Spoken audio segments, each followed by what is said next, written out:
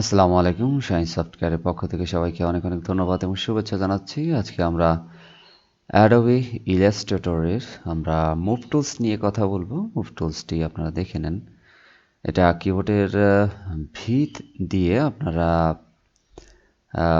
Select করতে পারেন অথবা মাউস পয়েন্টার দিয়েও সিলেক্ট করতে পারেন। তো আমরা এখানে মুভ টুলসটি সিলেক্ট করলাম। মুভ টুলসটি সিলেক্ট করার সাথে সাথে এখানে অপশন আসছে প্লাস হচ্ছে এই টুলসটি দিয়ে কী করে আমার এখানে দেখেন দুটি বক্স আছে কিংবা হচ্ছে রেক্ট্যাঙ্গুলার আছে, একটি হচ্ছে সবুজ আর একটা হচ্ছে লাল। এখন এই দুইটা অবজেক্টকে যদি আমি লেফট ক্লিক করে ধরে যে কোনো জায়গায় নিতে চাই তাহলে সেটা সেভাবে চলে যাবে।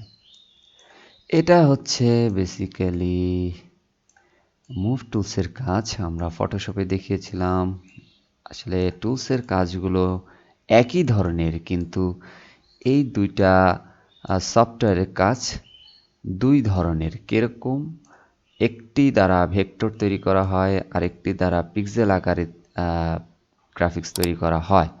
আসল কথা হচ্ছে এটাও আসলে মূল কারণ নয়। মূল কারণ হচ্ছে আপনি যদি ভেক্টর ফরম্যাটে যদি কোনো গ্রাফিক্স করতে চান তাহলে অবশ্যই অ্যাডোবি ইলাস্ট্রেটরে আপনাকে করতে হবে, যেটি দ্বারা অনেক বড় ফাইল তৈরি করা সম্ভব।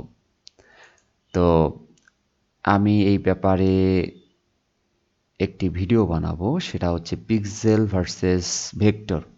পিক্সেল কি এবং ভেক্টর কি, এই দুটার পার্থক্য যদি আমি নতুন একটি ভিডিওতে না বুঝাই দিই তাহলে আপনারা বুঝতে পারবেন না। আমি সেটি নিয়ে পরবর্তীতে একটি ভিডিও বানাবো, আপনারা দেখে নেবেন।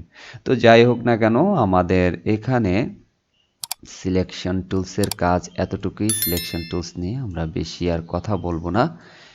এর পরবর্তীতে আমরা চলে যাব আরেকটি টুলসে। তো সবাইকে অনেক অনেক ধন্যবাদ এবং শুভেচ্ছা। ভালো থাকবেন, সুস্থ থাকবেন এবং আমাদের চ্যানেলটিকে সবাই সাবস্ক্রাইব করবেন। ধন্যবাদ সবাইকে।